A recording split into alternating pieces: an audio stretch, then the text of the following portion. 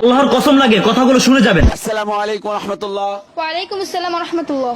আব্দুর রহমান কেমন আছো? আলহামদুলিল্লাহ আমি ভালো আছি প্রশ্ন করবো যখন ঝটপট জবাব দেওয়ার চেষ্টা করবে তখন। ইনশাআল্লাহ।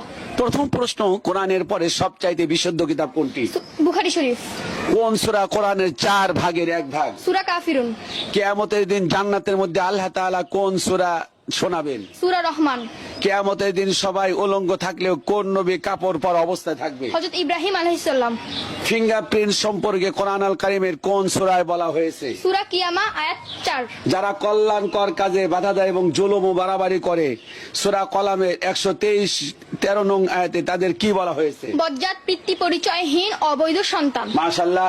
কোন সূরা ছাড়া সালাত বা নামাজ হয় না? সূরা ফাতিহা। মিডিয়া বা সংবাদ নামে একটি সূরা রয়েছে, সূরাটির নাম কি? সূরা নাবা। কত পারা? 30 পারা। রাজত্ব বা ক্ষমতার নামে আল্লাহ তাআলা একটি সূরা দিয়েছেন,